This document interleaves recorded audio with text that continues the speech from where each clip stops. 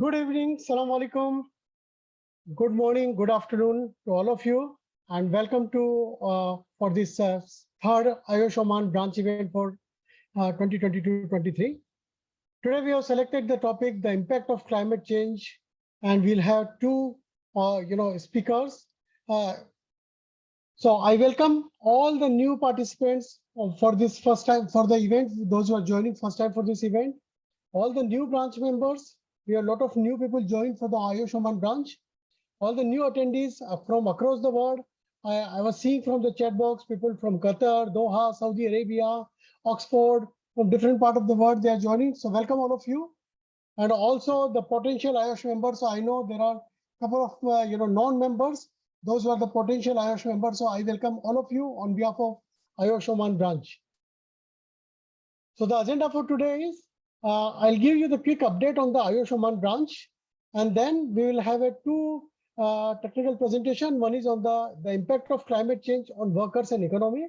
We have a Veronica Scarno joining from UK. She is from IOSH Environmental and Waste Management Group.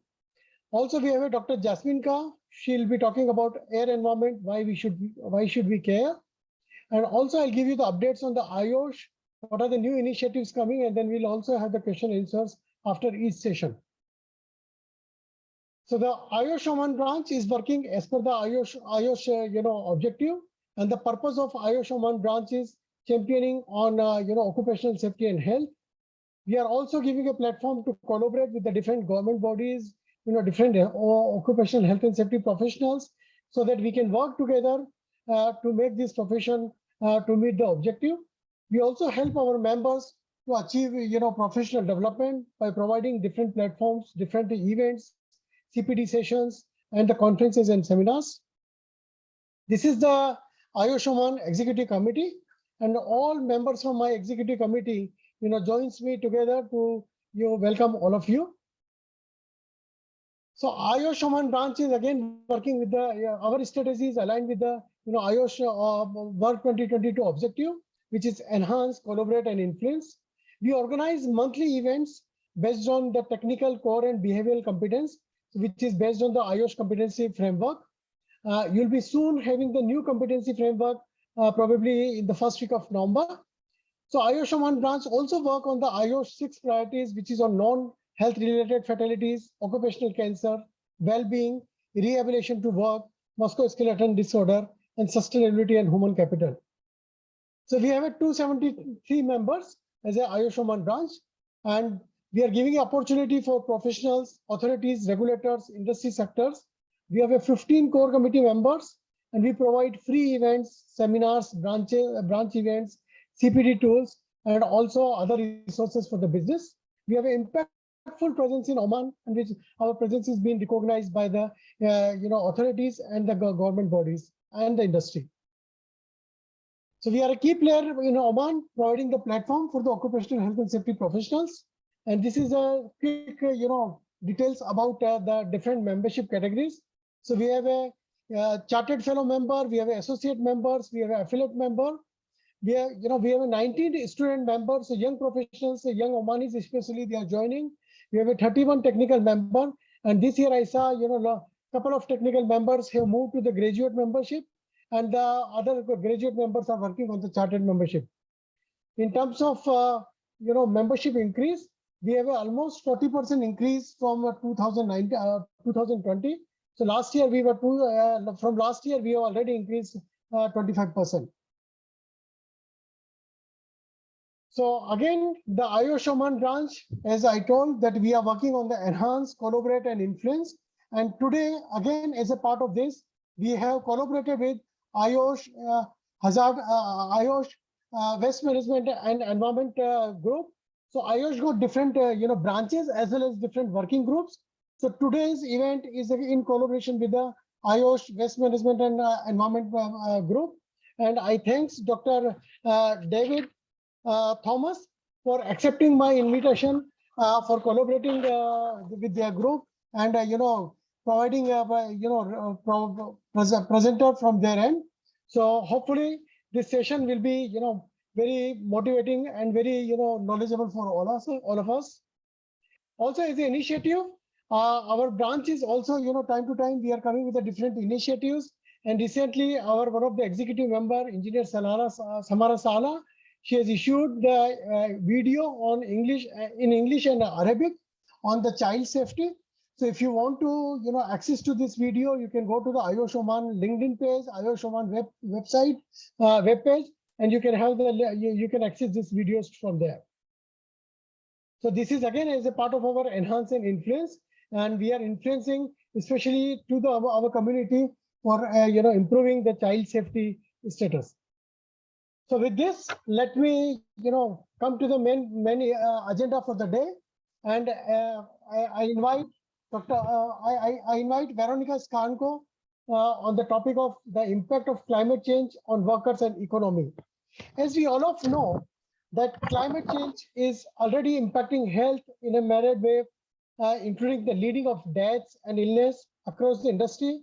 We are seeing increasing cases of extreme weathers, events such as heat waves, storm, and flood. Recently, we have seen in Europe, especially in UK, badly impacted because of the heat wave.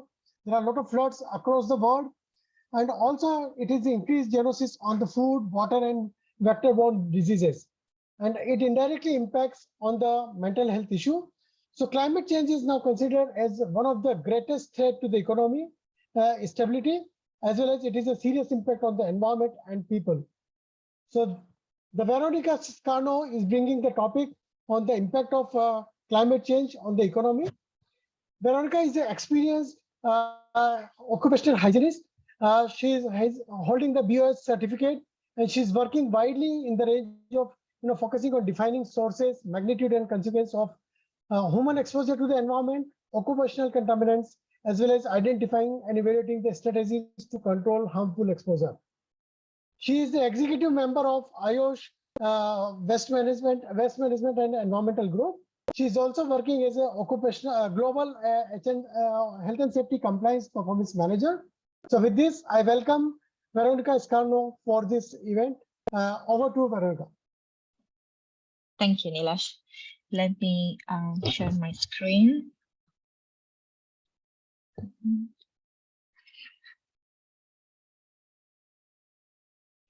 Okay, so hi everyone. Thanks for the presentation, Nilesh. It was very nice of you. So today I'm here to talk to you about the impact on climate change of climate change on workers and economy. I'm Veronica Strano. I'm currently a global health and safety, compliance and performance specialist and working in the automotive sector. I will just introduce myself just to give you a little bit of the background of where I come from. So I work in the automotive industry as a health and safety and environment and compliance manager for quite some times. I've also worked in the construction industry for quite a few years and in the scientific research. I'm a member of the IOSH Environmental and Waste Management Group. I've been their communication coordinator for quite a few years now. And we are currently probably one of the largest IOSH group. We account for 12,000 members. So I would invite anyone that is an IOSH member to actually join our group. And I'm also a member of the BOHS, which is the British Occupational Hygiene Society. So the economy is clearly, obviously, in motion for health and environment. And obviously, here in the picture, you will see there is a very good question. The climate is changing. Why aren't we? But the focus, as we said, remains on the socio-economic impact, both on the climate change and action against climate change that are extremely necessary for this transition to a greener future. You've probably seen, as most of us, on the news, and we have a lot of data from the IPCC report from 2021. The damage is quite tangible of the climate change nowadays. Here I've just put a few examples.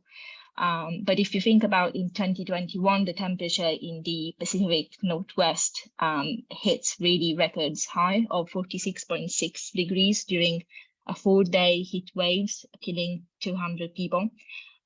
We had severe floods in Western Europe, Ghana, Nigeria, India, and with heat waves that did hit Central Asia.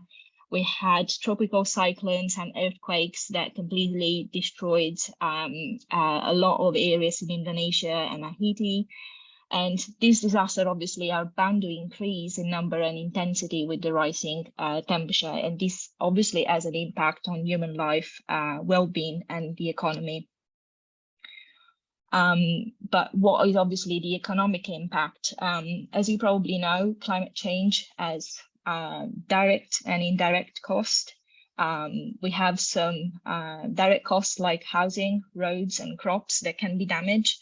And the leading to rebuilding costs, for example, are some of the direct costs, which obviously will highlight a decline in value.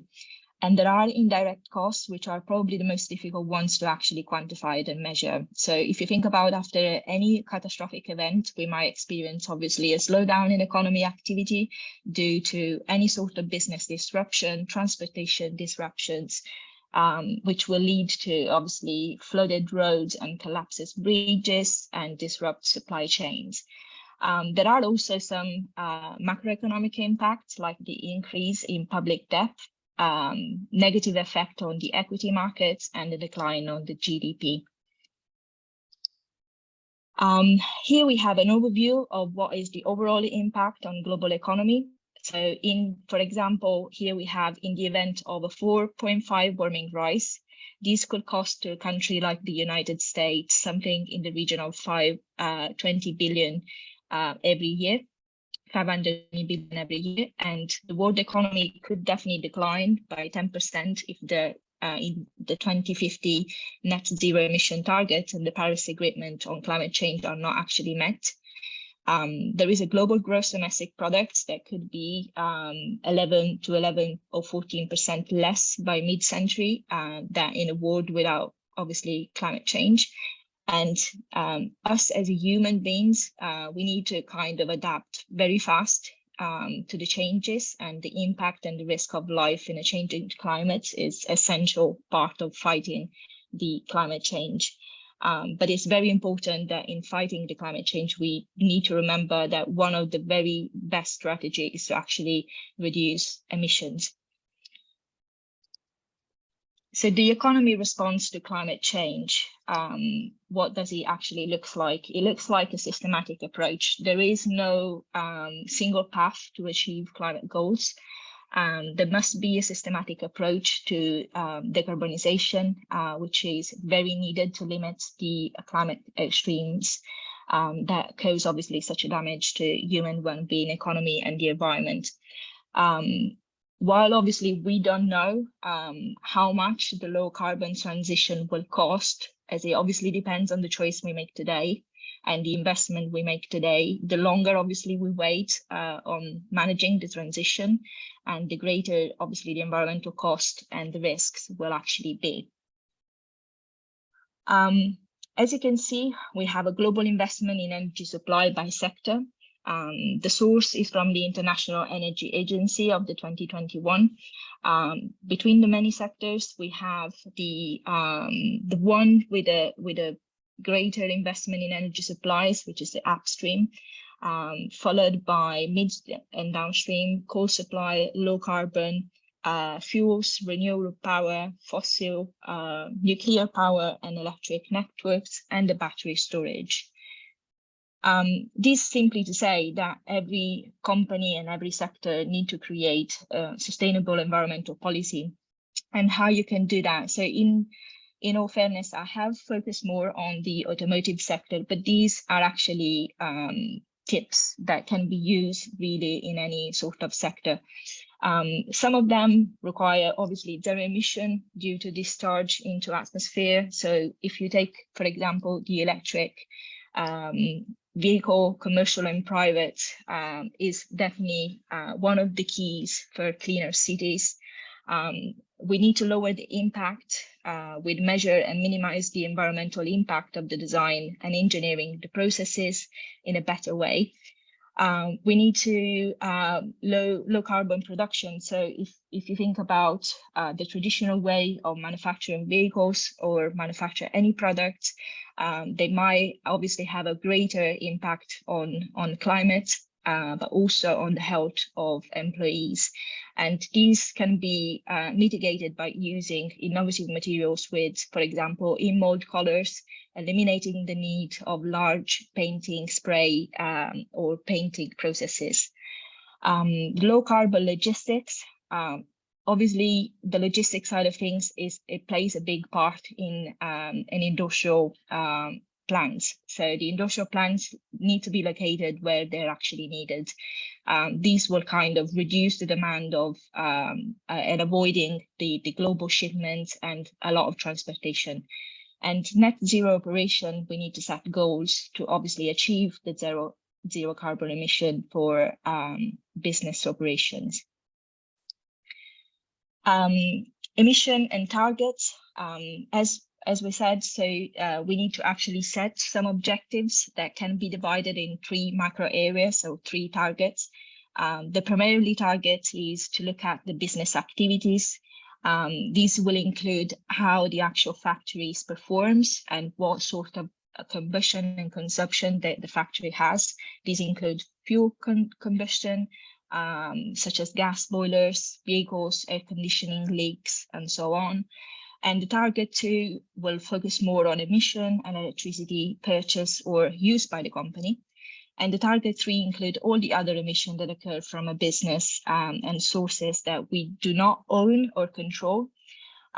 Think about your business trips. These are all the largest share of carbon footprint, which cover emissions that are associated with extraction of raw material as well, or the production of components by third-party suppliers.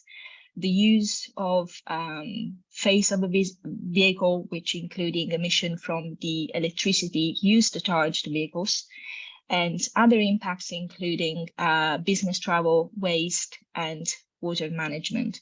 So these are the 3 main objectives to consider when setting up a sustainable environmental policy for a company. And how can a company support climate change and improve the health and safety of workers? There are really many examples. I have tried to summarize in 4 kind of micro areas, but essentially we can look at the materials and products that can be and must be reusable, recoverable, and recyclable greater than 95%. Maximize the reuse of product components for a more circular economy, send 0 waste to landfills, and think about the final product and its life cycle at the design stage. Many times we do think about producing amazing products, but along the way we need to also think about all the supply chain and think about with the circular economy in mind. What is the impact on occupational safety and health and productivity? So we are only as healthy as the environment we live in. This is a kind of summary from the WHO on climate change, which highlight the fact that human exposure can be obviously very wide, from regional weather changes, heat waves, extreme weather, temperature, and precipitation. There are some influences, which are the contamination pathway, the transmission, the socio-economic impact, and the demographics. And these will all turn into health effects like temperature-related illness, air pollution-related health effects, also vector-borne diseases, effect on food and water shortage, and also an effect of population displacement, because people will start to travel into areas that are deemed to be better placed. So if you think about the extreme weather, and we can put these into numbers, extreme weather condition events killed around 60,000 people a year. And this is an average that unfortunately will increase even more if we don't take any action. If we pose our attention in particular to the climate change and the impact that this has on the workforce, You need to think about the extreme heat exposure. The prolonged work in hot environments will put a strain on physical activities that can lead to heat exhaustion, breakdown of muscle tissues, and obviously leading to the worst case scenario, to death. And there are obviously populations that are more kind of sensible, like the elder or people with pre-existing health conditions that, like, such as diabetes or heart disease, which are the vulnerable population that really need to be protected, and more prevention need to be put in place for these categories of people. And the exposure to air pollution, obviously, like exposure to polluted air has been linked in many studies to the development of both acute and chronic health conditions, such as heart disease, allergic disorders like asthma, and respiratory disease in general.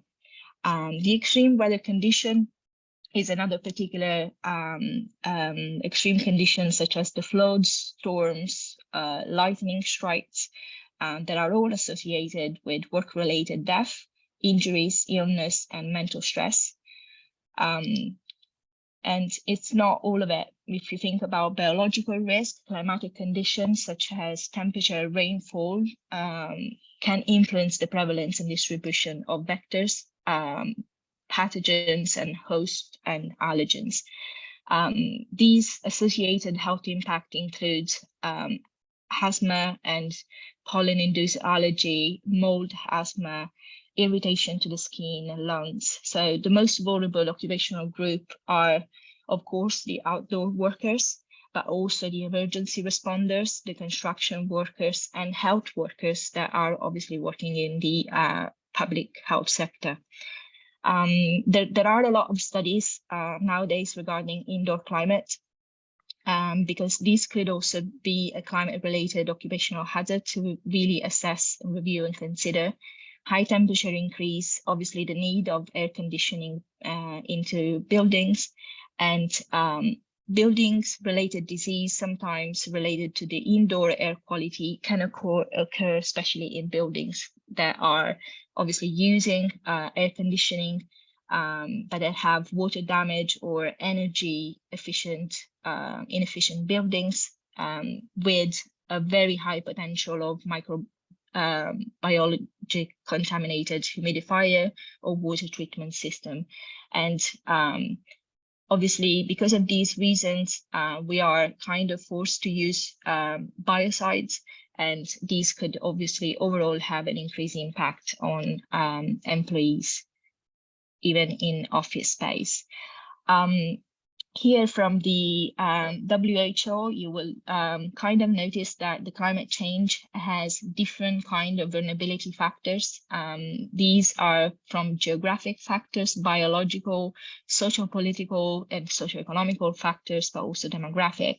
And they all have some exposure pathways via air quality, water, food security, and safety vector distribution. All of these will have an overall impact on the health system capacity and resilience, because the leadership and governance will need to kind of consider the various impact that this will have on the system and on healthcare as well, in terms of service delivery and financing, but also in terms of essential medical products and technologies. Climate sensitive health risks are all health outcomes that reference to heat related illness, respiratory illness, but waterborne diseases, injury and mortality due to extreme weather events. But there are also other aspects to consider, which are the non-communicable disease and the mental and psychological health aspect.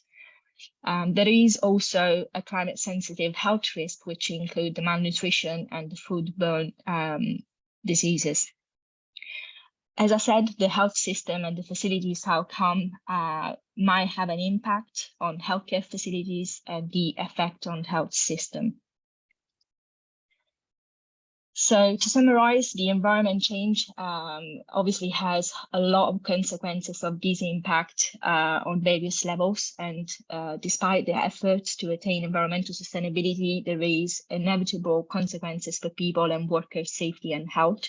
This is why it's very important to always think about the risk assessment and take climate change into consideration. So for many organizations, particularly those that have outdoor workers or operation in location likely to be affected by climate change, the changes will result in new hazards and increased risk for workers. So these will require significant revision of their operating models and their kind of day-to-day activities that are associated with system policies, control strategy, and practices. So it is important to highlight and remark that occupational safety and health professionals are definitely well placed in the organization to assist and advise employers on the occupational safety and health risk management and control the strategy for the protection of workers, even when we come to climate change. They will be increasingly called into the help of public policymakers and organizations to tackle the complex work-related health challenges that result from climate change, such air pollution and extreme weather impact. So I think that all as a community at IOSH or outside of the IOSH organization, any OSH practitioner plays a very important part into the climate change challenges. And as at the very beginning, I've mentioned about productivity. It is why it's so important, the link between the climate change and the productivity. So when we talk about workplace productivity, we refer largely to how much work is accomplished in a particular work environment over a particular period of time. And when a business is operating fully and functioning at capacity, productivity should in theory be maximized. Recent studies, however, found that weather shocks can decrease productivity, but also as a significant predictors of technical inefficiency, which is really an alarm for all the OSH professionals to really pay attention and go deeper into the review of the current policies and procedures for a company when it comes to climate change. Here for you about the case study. As I am obviously a member of the IOSH Environmental and Waste Management Group, I thought it was actually nice to add something that is very relevant and close to us. This is a case study that correlates health and waste management. You probably read these on the news, but microplastics were first found deep in the lungs of living people. So particles were discovered in the tissues of 11 out of 13 patients undergoing surgery. And these obviously, it's a kind of very well known that people could breathe in plastic particles as well as consume particles as part of their diet and drinking water. But there is a big element into these, and this is related to workers that are exposed every day to high level of microplastics, and are also known to have developed occupational disease over the years. So microplastics were first detected in human blood. But the impact on health is still unknown. We only, as of today, know that there are plenty of researchers that are concerned with microplastic because they cause damage to human cells in labs. So there is a huge amount of plastic waste that are dumped into the environment, you know, from mountains to the oceans. And this recent research assessed the risk of cancers in particular, and concluded that there is really a need of more detailed research to assess how the micro and nanoplastics affect the structure and processes of the human body, and whether this can really transform our cells and induce what they call a carcinogenesis, in particular in light of the exponential increase in plastic production. So to conclude, the WHO defines climate change as the biggest health threat facing humanity. And although we know that there is obviously a massive impact of climate change on human health, it remains challenging to accurately estimate what is the actual impact of many climate-sensitive health risks. However, we're very confident that science is progressing very rapidly to support with valid data.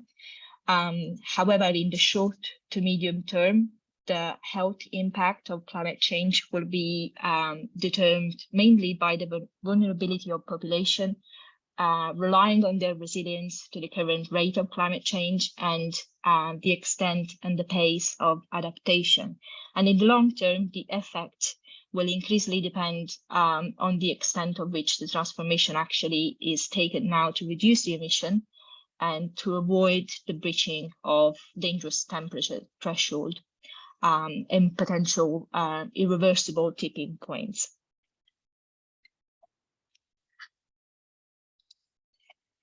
So that's pretty much all from me. I've left here some contact, but I know that Nilesh will publish these presentation for you to view these offline. Great, thank you, Veronica. It was a very nice presentation, and you have just opened your eyes. When you talk about that, the 4.5 warming rise impacts the 10% decline in the global economy, 11 to 14% reduction in the GDP. It's a huge impact. Yeah. And it's not only the impact on the environment, it's also the impact on the humanity. The occupational health impact. What we talk about. It's a because normally when we talk about the climate change, people just talk about there is some change in the temperature or some more rainfall or some drought in some area. But you're given the thought to us in a more structured way to think about the impact of climate change. So you talk about this how an organization can support in doing supporting this climate change, especially the 3 R's what you talk about: reusable, recoverable, and recyclable.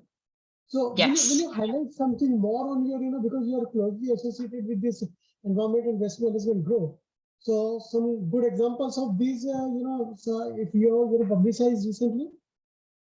Yeah, I think that on a practical level, what is important to remind IOSH professionals is that environment and the climate change side of things need to be part of their risk assessments, evaluations, because if you just think about the element of the stress and the mental changes, it's huge.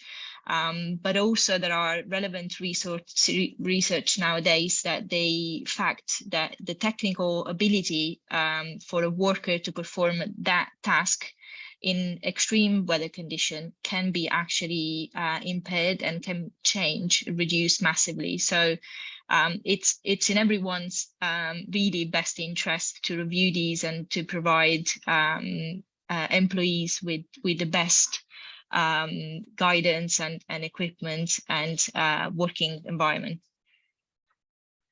Thank you. So you talk about the risk assessment, and this is again a new angle for the IOSH professionals to think about that. What are the indirect risks associated with the task, especially based on the climate change.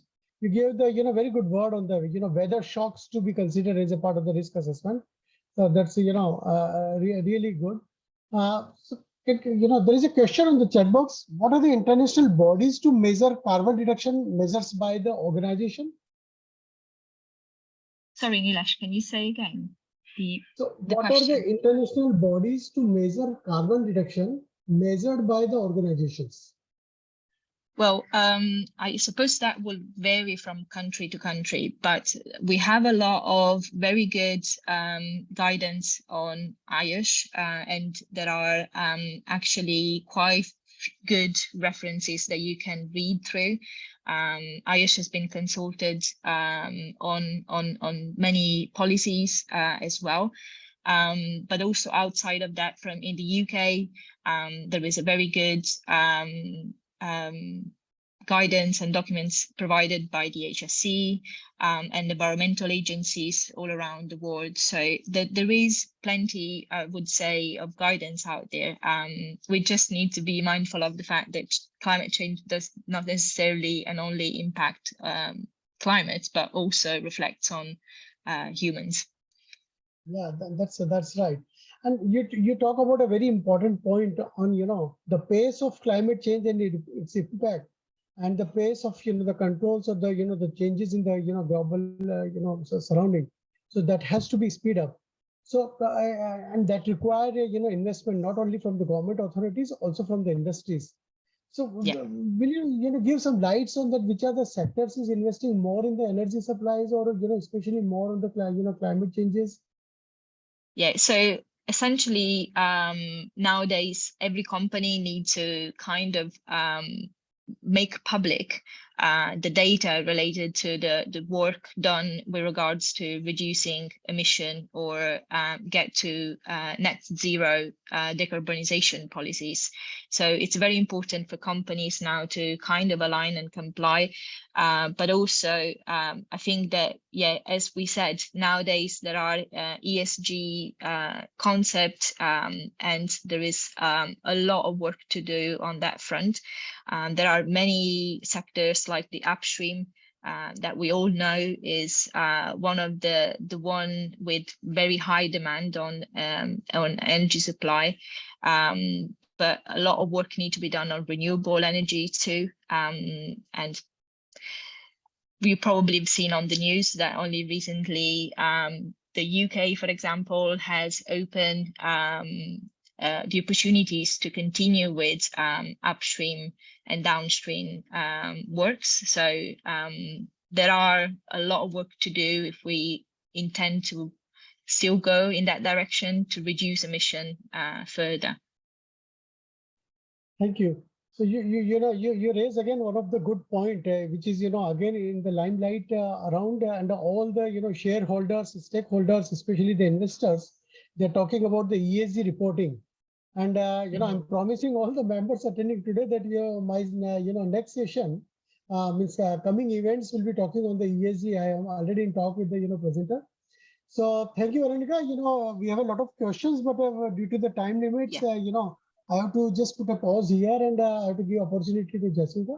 But definitely, whatever the questions parked in the chat box, I'll be sharing it to you, which you can give offline the response. And when we are sharing the presentation, we'll be you know, sharing the response to them. So again, I promise to all of you that yeah, Veronica is so humble to and accepted that this video recording as well as the presentation will be shared. So that will be accessible on the IOSH Oman webpage. So if you have missed any part of this, or you want to refer the, you know, part of this presentation, definitely you can do that by accessing this presentation on you know, IOSH webpage. So with this, on behalf of all the attendees and IOSH Oman branch, and as a IOSH, you know, thanks to Veronica for this presentation. And as a token of thanks, you know, I'll be sharing you this, you know, e-certificate by email because of we are all virtual. So thank you very much to you and to Dr. David for accepting us and, you know, collaborating environmental and investment management group with the IOSH Oman, and, you know, enlightening on this, you know, the impact of the climate change. And, you know, it's really opened our eyes that, you know, if we don't take actions now, it's not only the impact on the, you know, climate, it also impact on the economy. It also impacts on the, you know, the occupational health. So with that, thank you, Veronica. Thank you, Nilesh. Now, let me invite our next presenter, Dr. Jasmine Jaksik. She'll be talking on, and you know, more specifically on the, you know, air pollution and environment, why we should be care about it. She's not new to the region because you know, she's you know, working in Dubai. She's a senior environmental specialist with 20 years of experience. She's a bachelor's in science and honors and degree of Doctor of Philosophy in Chemistry, which she obtained from Sydney, Australia. She worked in the different parts of the world, starting from the Australia, and now currently she is working with the Dubai government and for their number of strategic projects. So she takes herself as an avid environmentalist, and she contributes regularly to the environmental awareness events designed for the students, publics, and professionals. To be very frank, I met Dr. Jasminka, during my last participation in the MENA HSC forum in Dubai, where she was presenting on the environment, and I was as a panelist for emergency crisis management. And that's why I thought, my Oman branch member should get benefit of that. So welcome to you, Dr. Jasminka, and over to you. Thank you so much for a lovely introduction, IOSH. I'll start by sharing my presentation.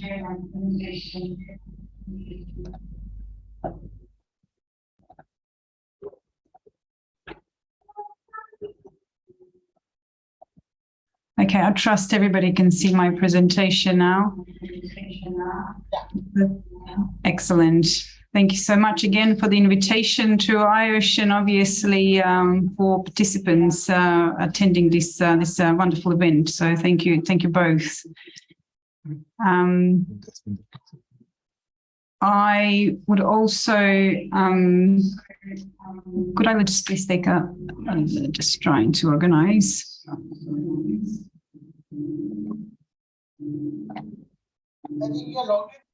Excellent. Already. Be ready to go. Excellent. So this is my presentation is really a continuation of Veronica's presentation. So thank you, Veronica, for a lovely introduction. I'll be actually taking a snippet out of your presentation and really just focus on their environment. And you obviously focused on a lot of aspects of environmental impacts, and particularly focused on climate change. But I'll just take one snippet out of it and focus into a little bit more detail. So I'll first of all start by talking about ecosphere. So I'll start with basics, and then we sort of branch out a little bit into a little bit more details towards the end. So what is ecosphere? Well, ecosphere is a planetary enclosed ecological system. It's often referred to as biosphere, and it is part of the Earth's environment that supports living organisms. Ecosphere encompasses three components: atmosphere, hydrosphere, and lithosphere, which refer to air, water, and land respectively. These components all live in balance, and they continuously evolve and change whilst also maintaining stable environment, and as a result support living organisms. And this particular balance is called ecological equilibrium. Now, particularly relating to atmosphere, this atmosphere is a mix of gases, and this composition of atmosphere has been changing throughout the history of planet Earth, but generally it's been consistent in terms of containing 78% of nitrogen, 21% of oxygen, 1% of argon, and then less than 1% of carbon dioxide and other gases such as nitrous oxides, methane, and ozone. Now, if this balance is disturbed, obviously this balance that I talked about is impacted, and as such a whole environment or ecological equilibrium gets impacted. So this is why it's important that we talk about environmental pollution, and in this particular case that I'm going to be covering is talking about air pollution. So in terms of what is air pollution? Well, air pollution is a release of hazardous chemicals or pollutants into the air, which obviously disrupt this balance of gases, and they result in their exceedances according to international air quality guidelines. The air pollutants can generally be found in many forms, either as gases or solid particles or even liquid droplets. According to their sources, they can be either anthropogenic or natural. So anthropogenic would be something that humans make, and obviously natural, something that comes from the environment. Now, anthropogenic part can generally come from different sources, and we've divided them according to whether they come from mobile sources, from stationary sources, or area sources. Mobile sources generally account for about 50% of air pollution, and that particularly relates to sources such as cars and trucks and boats and planes and etc. Then stationary sources generally refer to power plants and oil refineries and other industries, and they emit large amounts of pollution from a single source, so usually through a stack. Now, area sources, they generally, these pollutants generally come from agricultural sort of practices and wood burning and etc. And they're generally smaller polluting sources, but they come from they're generally quite dense, meaning they collectively have a significant impact on the air quality and air environment as a whole.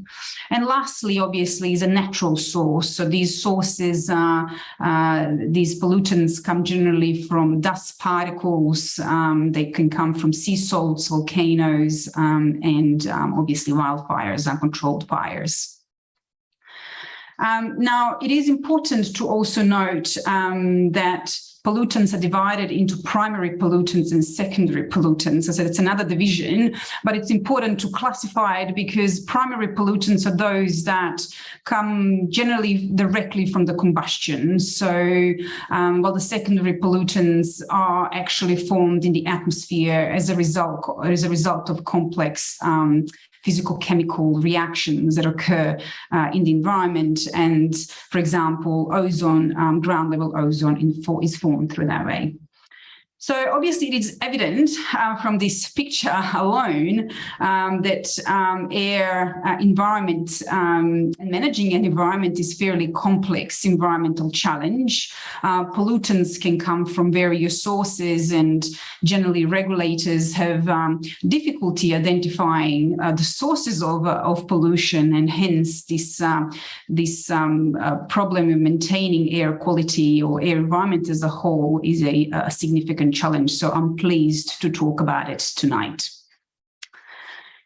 So I also wanted to highlight as to why do we experience pollution of air environment.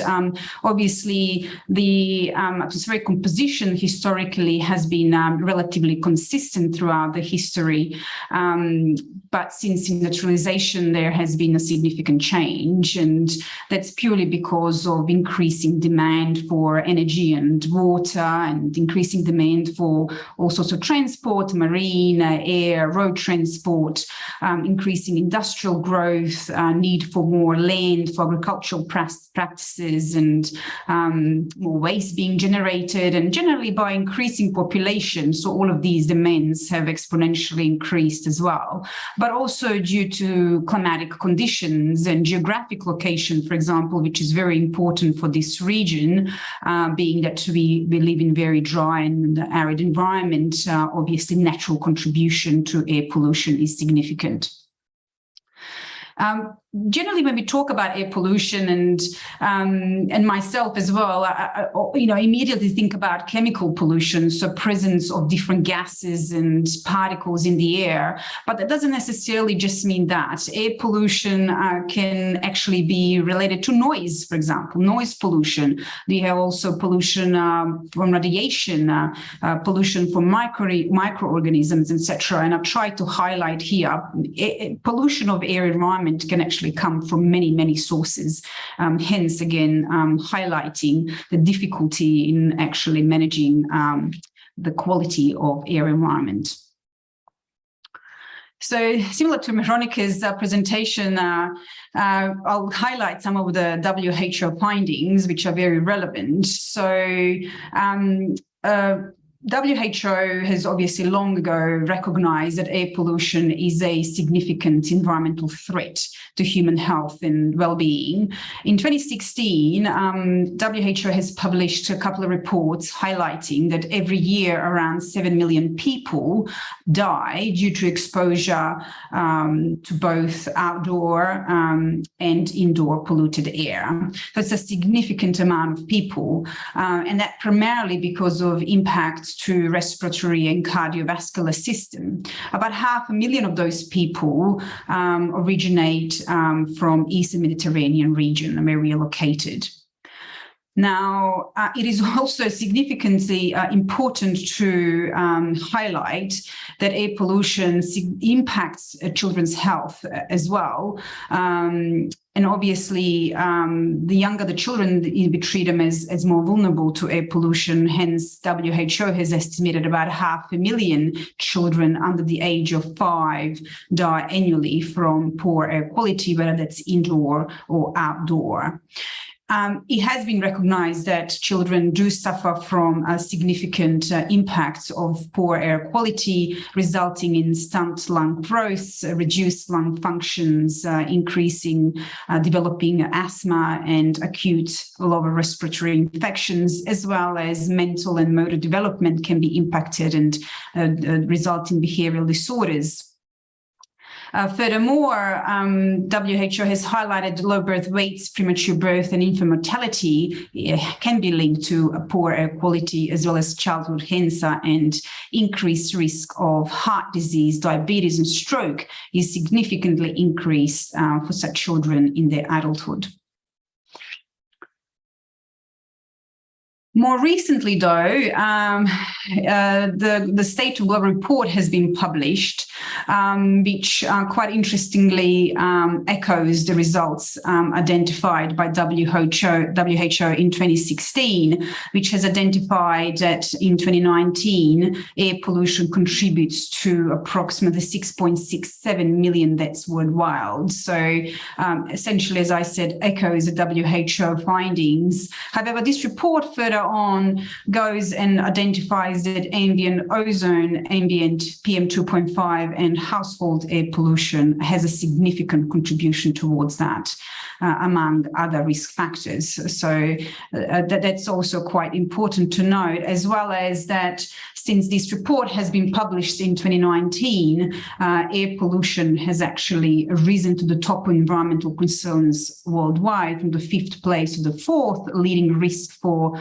death globally, essentially surpassing some of the, some of the other conditions that traditionally we thought to be impacting human health significantly, such as high cholesterol, for example, malnutrition or obesity. So I've now highlighted, obviously, the impacts of poor air quality to, or environment in general, to human health, but we obviously need to highlight that not necessarily humans are only impacted, but environment as a whole. So with this slide, I wanted to highlight a couple of significant impacts that poor air quality can result in, and that is particularly formation of acid rains, eutrophication of waterways, formation of haze, smog, and different kinds of aerosols in the air. Also, the results in declining biodiversity and impacts crop and forests. Results in ozone depletion and formation of photochemical ozone, damages waterways, and ultimately, obviously, as we've discussed, it's a hot topic for over a decade now, impacts climate, Earth's climate. So acid rain is a precipitation of harmful amounts of nitric and sulfuric acid. These acids are formed primarily from nitrogen and sulfur oxides that are emitted from anthropogenic sources. They essentially acidify waterways, soils, water bodies, and impact fish, wildlife, plants, and etc. And it's generally been found that younger, for example, fish are known to be quite susceptible to such acidic conditions. Eutrophication of waterways is obviously a high concentration of nutrients such as nitrogen in the waterways that can result in formation of algal blooms, and as a result fish kills and impacting the biodiversity as well.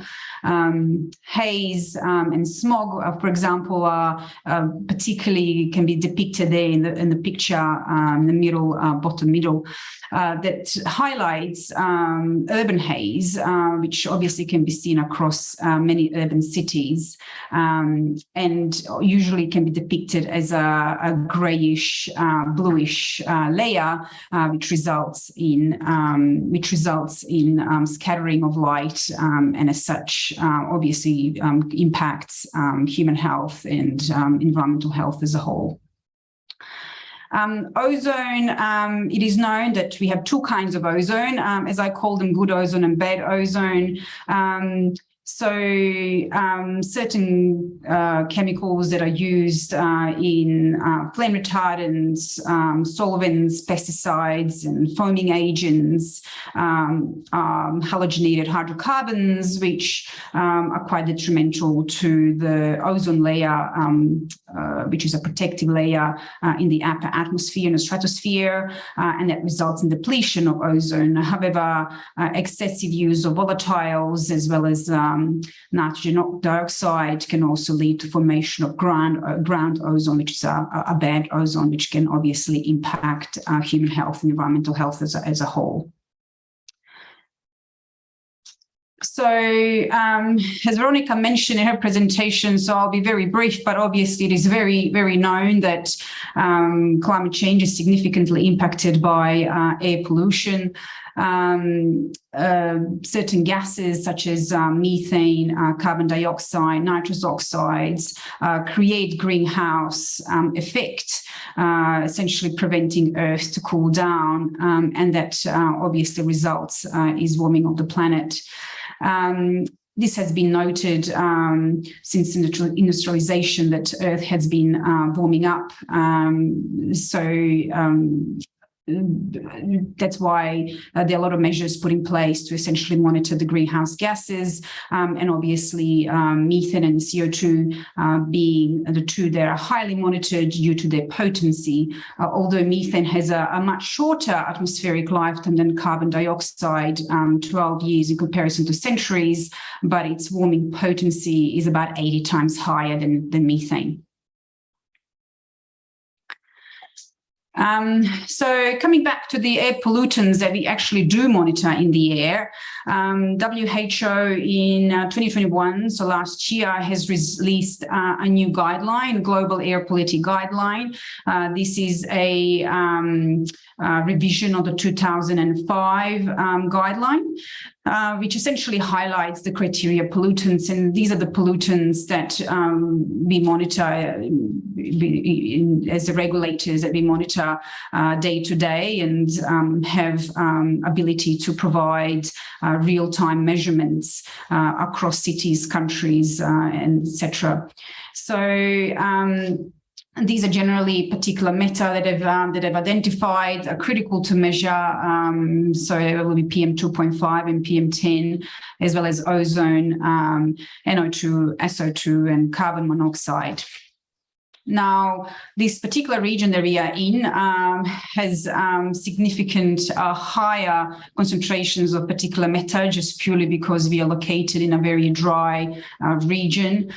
So I'll be highlighting two pollutants that particularly are exceeding this region, and that will be PM2.5 specifically, and ozone over the next few slides. So particular matter, as I've identified at the beginning of my presentation, can be generated directly from the combustion processes, but it can also be as a secondary polluted formed through the physical-chemical processes happening in the atmosphere. PM2.5 is a significantly small particle, hence its significance, because the impact on the human health and the environment are certainly significant. And it can impact humans on a short term and a long term. And down in a table, I've identified some of the impacts on short term, such as irregular heartbeats, chest pain, coughing, can also result in irritation of the eyes, nose, and throat.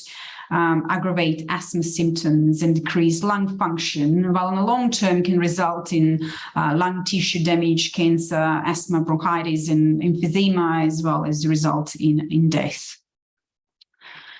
Now, I'm just going to try to depict this in a figure because I always find quite interesting to actually put this into perspective, how small this particle is. So this picture highlights a cross-section of the human hair, which in diameter is about 50 to 70 micrometers. The blue spheres are PM10 particles, so 10 micrometer particles or less. And then the red spheres are PM 2.5 particles. So this kind of, for me at least, puts into perspective how small these particles are. And because of their size, they can actually be transmitted transported to a longer distances. But at the same token, it can actually penetrate respiratory system and end up in the vascular system and then impact human body as a whole. So highlighting these particles and their impact on human health is obviously significant.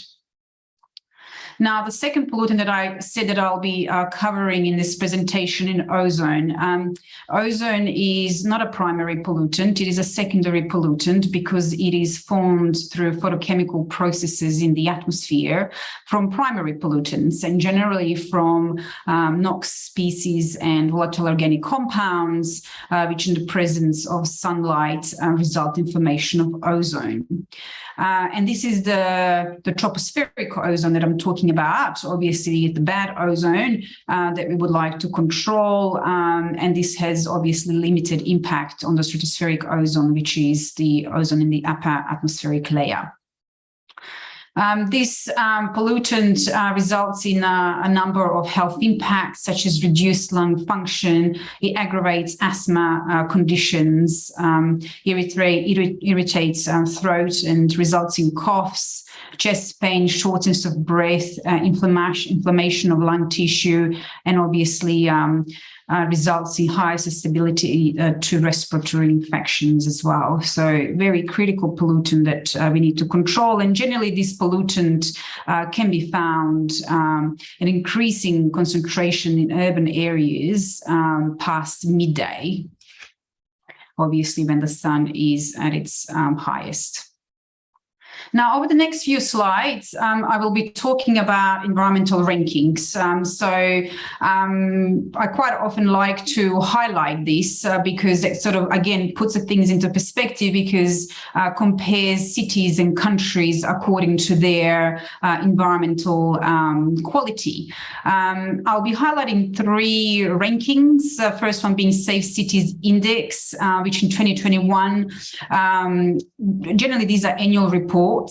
This particular index looks at 60 cities across 76 indicators covering digital, health, infrastructure, personal and environmental security. And for environmental security, it looks at sustainability, renewable energy, green economy, waste management, sustainable energy, water stress, air quality, urban forest cover, and waste generation. The cities are normalized on a scale of 0 to 100, 0 being 100 being the best and 0 being the worst. Some of the local cities are sort of towards the end of the table, with Dubai being, for example, the 56th, Kuwait City 60th, Cairo 59th, and etc. So obviously a lot more room for improvement in Middle Eastern cities. I'll also talk about Environmental Performance Index, which is another well-known environmental ranking index, which gets published every year by Yale University and Columbia University. It looks at 40 performance indicators that are bundled into 11 issues, environmental health taking a significant chunk of that, and obviously air quality being a significant part of that too. and looks at 180 cities. And I've just taken a snippet of some of those where UAE has taken 39th place, and Oman, for example, being that this event's organized by Omani branch, has taken 149th place.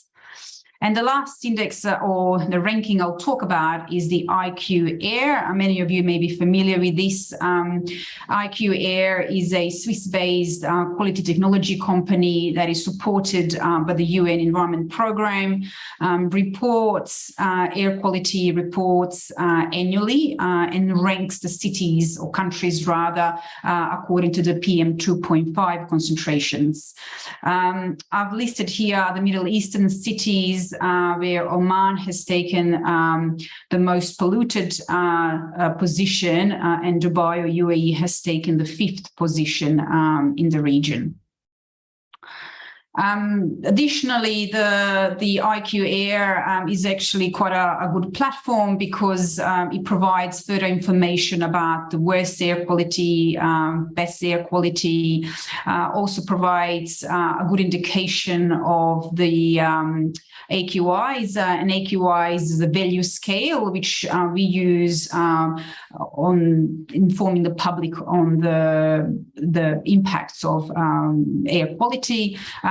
It's ranked across the scale from good to hazardous, and it provides certain health advisories to individuals that could be useful. For example, whether under certain environmental conditions you may not necessarily want to go outside for a run, or you may actually want to stay indoors.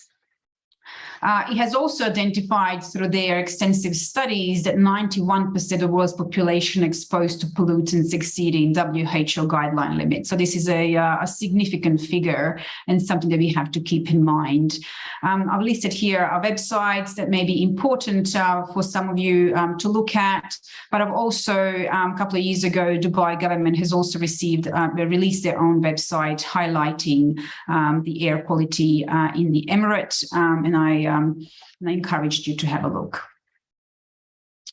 Lastly, obviously, it's important, since we know all what I've just mentioned, the risk factors, and why is it important that we talk about air quality, and what are the impacts, either human health or environmental. But it's also very important that we talk about what can we do about it.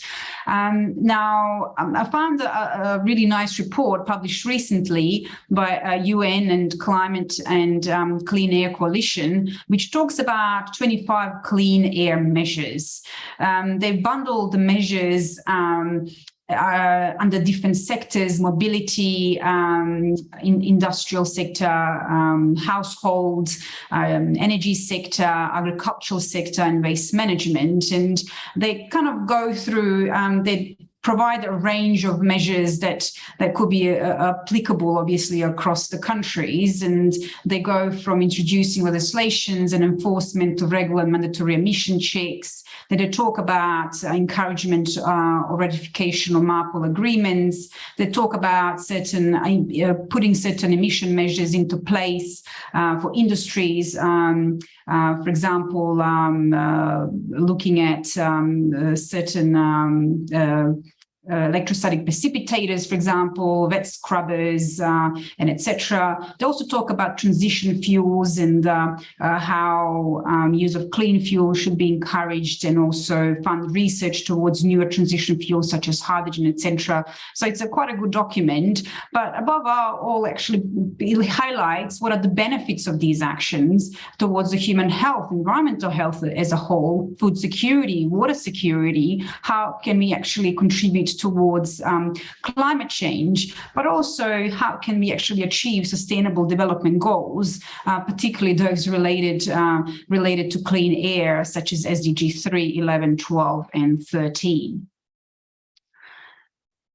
And lastly, obviously, I would like to highlight what we as individuals can do, as inhabitants of the planet Earth, what can we do individually. I would encourage you next time when you turn on the tap, when you turn on the light, when you drink water from a bottle of water, when you turn on the car, just think about it, what we as individuals can actually do, because collectively our impact can be certainly very significant. And lastly, I would like to obviously finish my presentation with this. I would like to thank all of you for your time, and I certainly welcome any questions. Wow, great presentation, Dr. Jasmika. And we came to know about the the environment status of Oman as well. Some of the statistics were really new to us. So you talk about this primary containment and contribution and the secondary containments, and also you talk about the HFCs, the predictable measures, and you talk about the environment performance indexes. So when you talk about the the 25 clean air measures issued in terms of the different industry sectors, including the household. So when we talk about the industry, how is the air quality monitored? Well, air quality is monitored.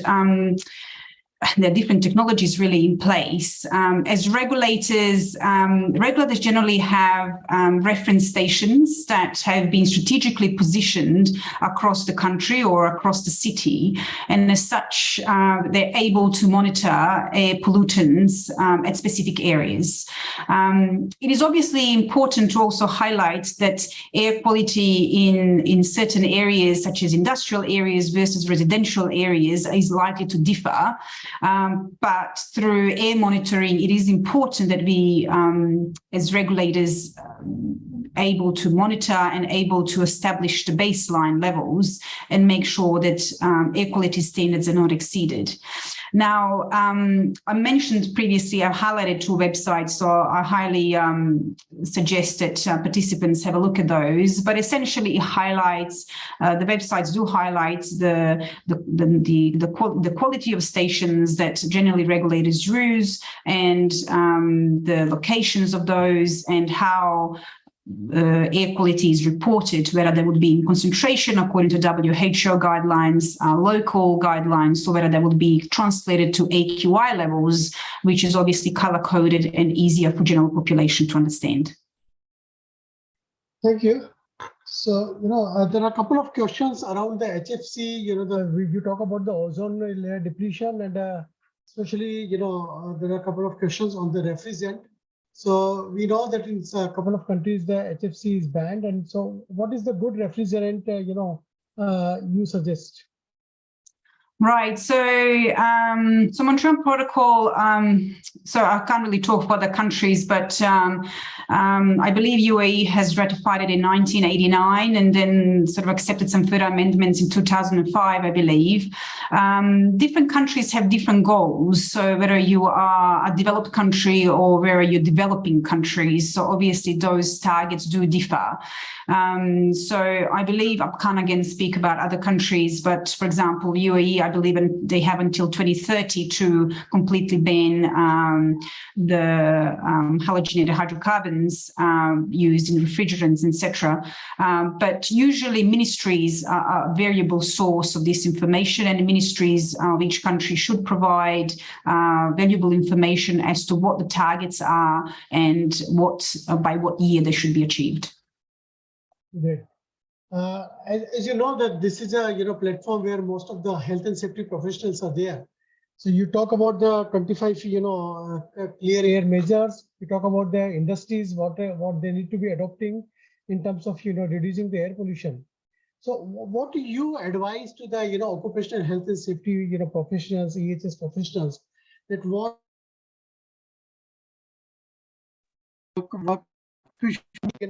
the workers from the exposure from the poor air quality?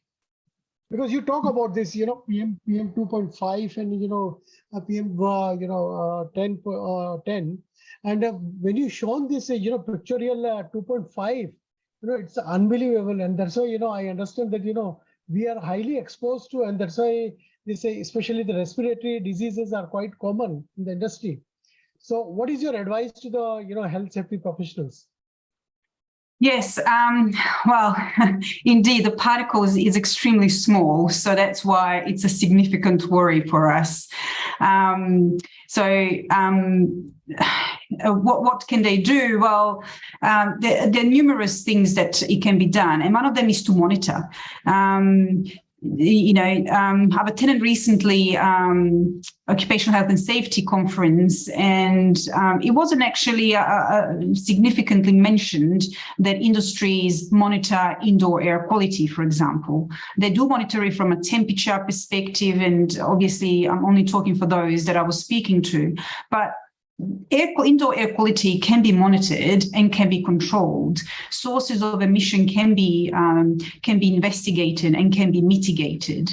There are many technologies these days in place that can be implemented within the industries, not necessarily just for particles, but also you can monitor volatile organic compounds and etc. Particularly if you're working in plastic industry, carpet industry, paint industry, and etc. So where these emissions are substantially higher than in some of the other industries. So monitoring is firstly significantly important in order to be able to know what we're dealing with and what we are dealing with pollutants are we dealing with. So that's the first sort of step that similarly to what we do with outdoor environments, it's important to monitor indoor environments and then obviously mitigate the emission sources. There are technologies in place, as I said, that could be put in place in order to mitigate those. Lastly, if they are, talking also, this is not about only indoor, it's about outdoor as well. So a lot of workers do work outdoors. So it's important that if there are dust storm events, which are obviously quite common in this region, that those are monitored and according to the national advisories, workers are advised as to how to proceed further on those. Certainly there are lots of measures that can be put in place, and relevant health authorities in each country obviously provide these advisories, and these could be implemented into our workplaces. Thank you, Dr. Jasmika.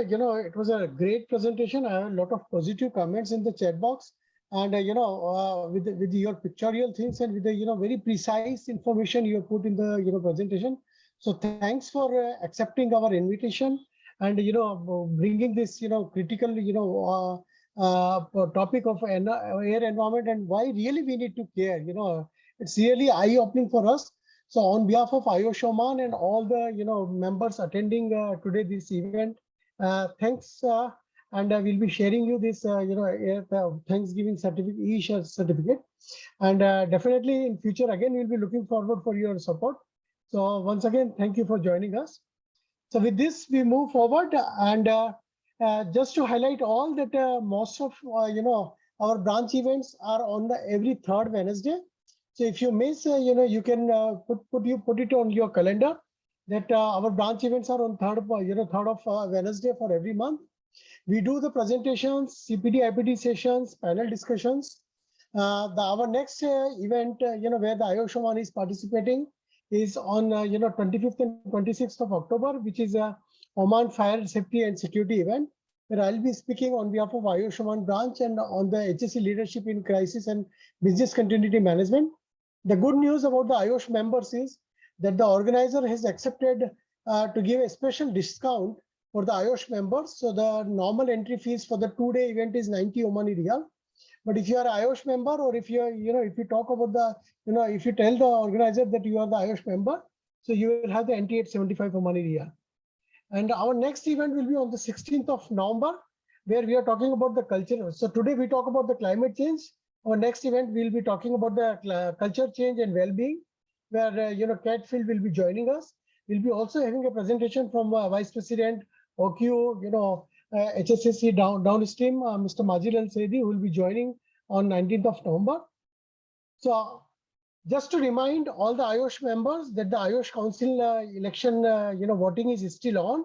If you're not voted till now, please use your, votes to elect the right, IOSH Council member. Just to inform you that, recently I got into the council, and I was fortunate enough to attend the council meeting last week in, Birmingham, in Leicester. And, the council members are your voice. So as a, your members' voice to the board of trustees, taken by the council members. So use your right to vote. If you're not given the vote still now, please use it. Also keep eye on the, IOSH has opened the research 2020 fund.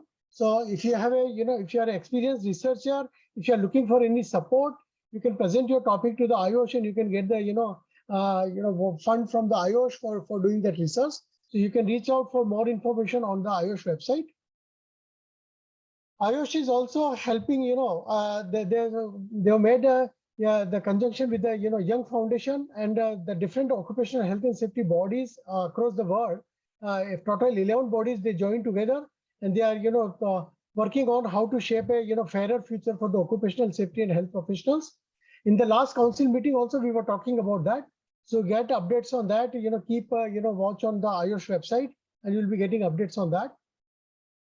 In next month, November, you will have again a good news where the updated version of the IOSH blueprint is coming, which is more enhanced, which is having a new self-assessment tool, and there